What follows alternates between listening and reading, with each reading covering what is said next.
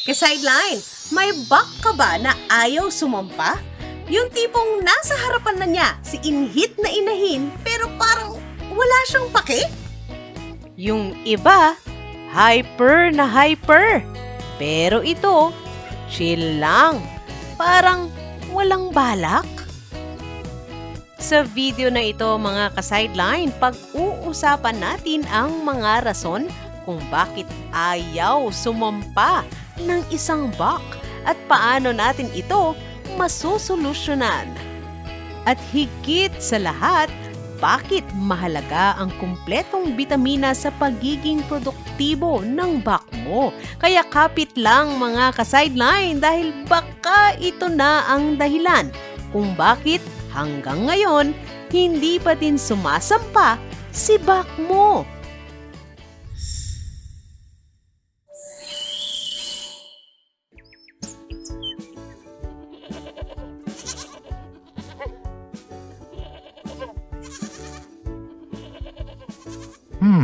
Naku, ilang araw nang walang gana sa pagkain ng mga alaga ko. Baka mamayat sila. Paano ng negosyo ko? Saan kaya pwedeng bumili ng mga produktong kalidad at pangmasa? Gusto nyo bang makamura?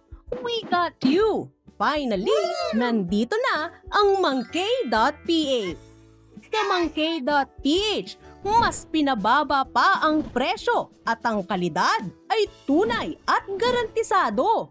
Cheaper na, better pa. Mangkay.ph, ang agri-vet store na pangmasa. Mangkay.ph ang inyong kasangga.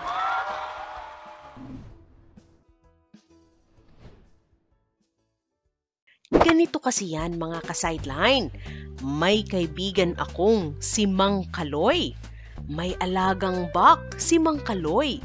Si Pancho. Guwapo. Malaki ang katawan. Matikas. Pero may problema lang ka-sideline.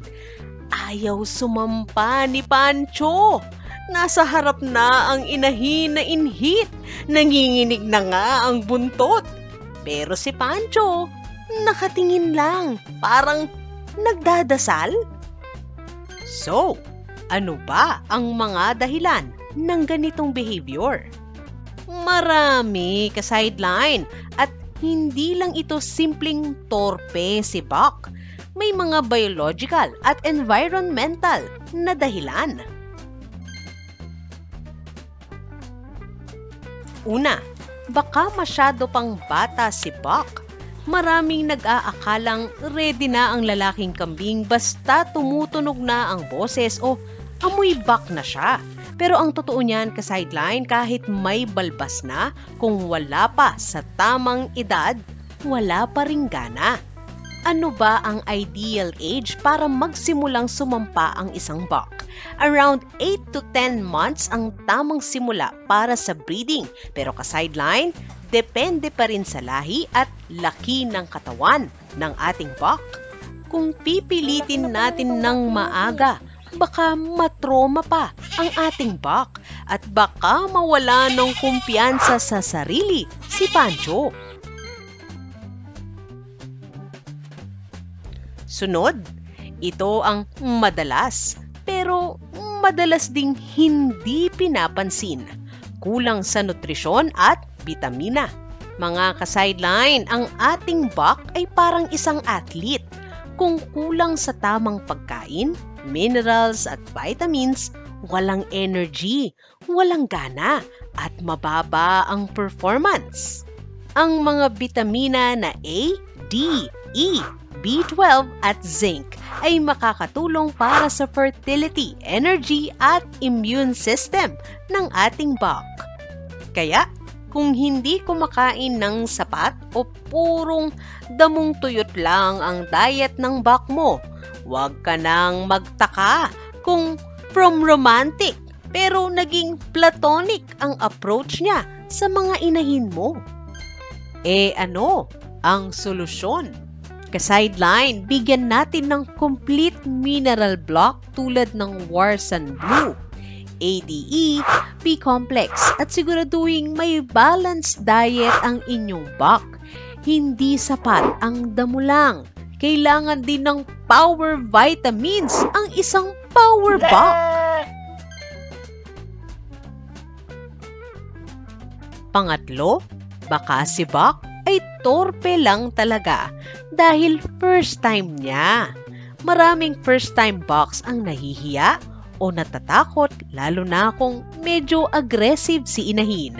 Kung minsan pa nga ka-sideline, nasisipa sila, nadudulas o napapahiya sa harapan ng ibang kambing. Kaya next time, ayaw na nila.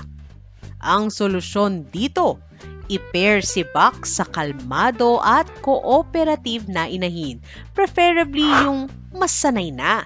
Bigyan siya ng privacy at huwag munang pagbintangan.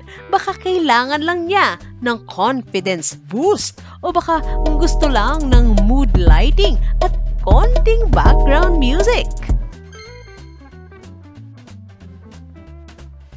Importante ring i-check natin ang kalusugan ng ating buck. May mga sakit na nakakaapekto sa kanilang breeding performance tulad ng lagnat o infection, pain sa paa o likod, swelling sa bayag o ari, internal parasites na kumukuha ng energy. Kaya naman, kahit gustuhin pa ni Buck, kung masakit talaga ang katawan niya, di talaga siya makakakilos. Kaya ka-sideline, lagi mong i-observe kumakain ba siya ng normal, kumikilos ba ng pantay, may discharge o kakaibang amoy ba sa ari nito. Pag may duda tayo ka-sideline, isangguni na natin ito sa ating vet. Mas mabuti nang maagapan kaysa mawalan tayo ng breeder. Oo, ka-sideline, baka si Buck ay ready na, pero si inahin ang hindi pa pala. Minsan kasi ka-sideline, wala sa hit si inahin, pero pinipilit pa natin. Wala ngang signal Wala siyang amoy na nakakaakit, kaya itong si Buck, dead ma. Kung ang inahin natin ay hindi nagpapakita ng mga senyales tulad ng swollen vulva, tail wagging, maingay at nagpapasampa, baka hindi talaga siya fertile at wala talagang magiging spark. Hintayin natin ang tamang cycle. Tandaan mga ka-sideline, breeding is all about timing. Kahit ikaw naman ka-sideline, hindi ba?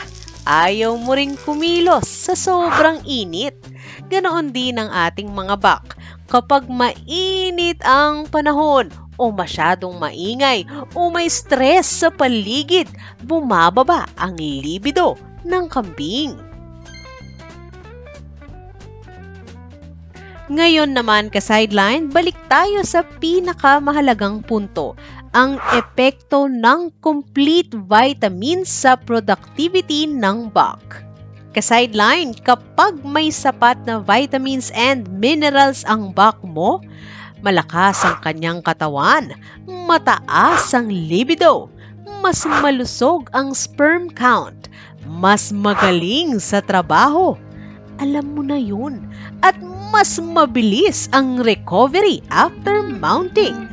Sa madaling salita ka-sideline, kung si buck ay loaded sa nutrisyon, mas magiging produktibo sa pagpaparami at mas makakatipid ka sa long term dahil hindi sayang ang panahon at no heat cycle. Isang buck lang ang kailangan mo para sa maraming doe. Kaya ka-sideline, siguraduhin mong tip-top ang shape niya.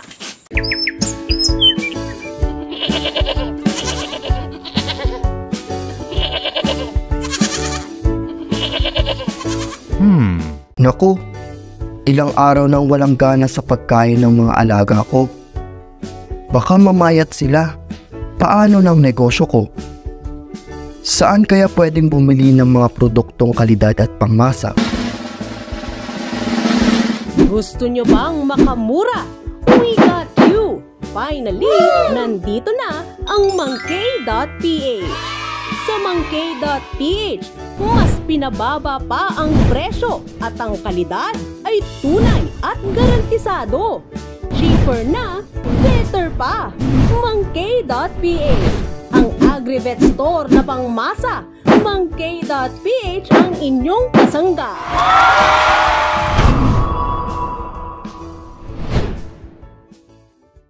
Pinasasalamatan po namin ang ating mga ka-sideline sa kanilang patuloy na pagtitiwala at pagtangkilik sa aming stores na Mang-K.ph at sa aming Shopee at Lazada na Mang-K Agri-Ventures. Shout out po kina Jmar Amistoso, Jabnel Lapadan, Virgilio Guapo, Lance Terencio, Benedict Barcolta, Heidi Galindo, Francis Nino Rodriguez, Racer Albert Almodal, M. Kabugon Cacacho, David Romeo, Rosaroso Alezal, Dante Bongo Jr., Bagits Paho, Michael Basel at Benjamin Cabuag. Ayan, sidelines, sana ay mas malinaw na sa ating kung bakit minsan ay ayaw sumampa ng ating mga bak. Hindi dahil tamad sila, kung hindi baka lang may kulang. Edad, nutrisyon, confidence, init ng panahon, o baka naman lahat. Kaya ka-sideline, bantayan si bak, alagaan, bigyan ng sapat na vitamins at pagmamahal. Sila ang susi ng isang masaganang kambingan. Ako po si Aga, ang inyong ka-sideline para sa sideline.ph. Happy goat farming mga ka-sideline!